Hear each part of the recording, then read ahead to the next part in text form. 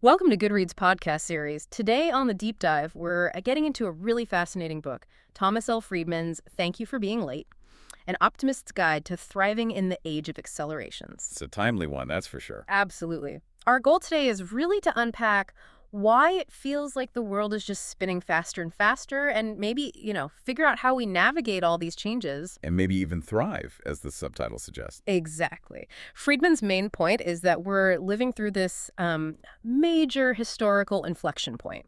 He says it's driven by three huge forces, all accelerating at the same time. Three massive interconnected forces, yeah. So if we're feeling this crazy pace, where does Friedman say we should even start to understand it? What's the first big acceleration? Well, he really pinpoints technology, Mm-hmm. especially since around 2007, the year the iPhone launched. Right. He calls it a supernova of computing power, data, connectivity. It's not just faster phones. It's this exponential thing happening with microchips, sensors, storage, networking. Exponential growth. Yeah. And the key thing is it means individuals, small groups even, can now do things that only huge organizations or governments could do before. So it's like a rebalancing of power almost. In a big way.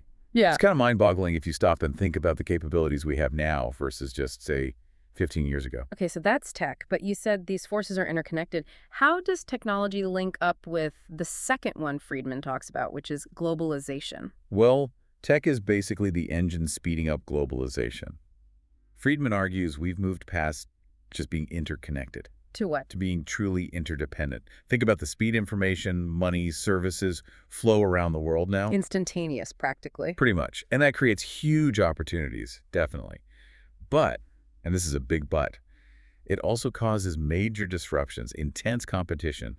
It can make people feel quite vulnerable. Okay, so technology accelerating, pulling globalization faster with it. What's the third acceleration? You mentioned three. The third one is Mother Nature herself, climate change. Yeah, the pace of climate change, biodiversity loss, Yeah.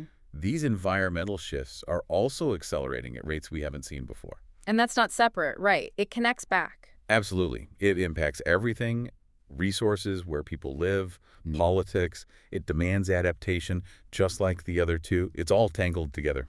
So putting those three together, tech, globalization, climate change accelerating simultaneously. What's the overall feeling Friedman describes? I mean, I think a lot of us feel like we're constantly trying to catch up. That's exactly it. He says these forces are changing everything. Work, politics, ethics, our communities. Everything feels like it's in flux. Right. And often, the speed of change just outpaces our human ability to adapt. That leads to that feeling you mentioned, anxiety, feeling left behind. So how do we cope? This is where the optimist's guide part comes in, I guess. Exactly. And the title, Thank You for Being Late, that's actually key. It comes from a personal story of his. Yeah, about finding value in unexpected pauses. It highlights the need to deliberately slow down, reflect, even when everything's speeding up. He talks about needing dynamic stability. Dynamic stability, like riding a bike. Precisely like riding a bike. You don't find balance by stopping. You fall over if you stop. Right. You have to keep moving, Right. but constantly make these small adjustments to stay upright. That's the model for navigating these accelerations. That's a great analogy. So if we need this dynamic stability, constantly adjusting, what does that mean for us as individuals? How do we adapt? Friedman stresses lifelong learning, constantly updating your skills and knowledge, and also embracing what he calls radically inclusive thinking. Radically inclusive. What does that mean in practice? It means actively drawing from different fields, different perspectives, not staying stuck in your own bubble, really seeking out and learning from diversity of thought and experience to understand these complex, interconnected problems. And what about the bigger picture? Our institutions, governments, companies, schools, how do they adapt? They need to become much more agile, more responsive, less rigid bureaucracy, more flexibility. Easier said than done sometimes. For sure.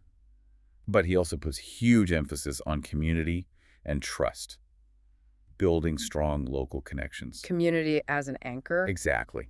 He uses this great phrase, the topsoil of trust. Like fertile soil, these deep community bonds, shared values, reliable relationships, they allow people to weather disruption and actually work together to solve problems. It builds resilience. That makes a lot of sense. It feels like thank you for being late is less a prediction and more of a field guide for navigating right now. I think that's a perfect way to put it. It encourages embracing the speed, yes, but also finding the wisdom to pause, To reflect, reimagine. right, to find that dynamic stability.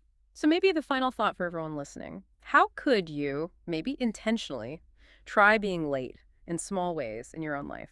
Just to see if that pause helps you navigate all this constant change with a bit more resilience, maybe more purpose. It's a powerful question to consider. Thank you for listening to this Good Reads episode.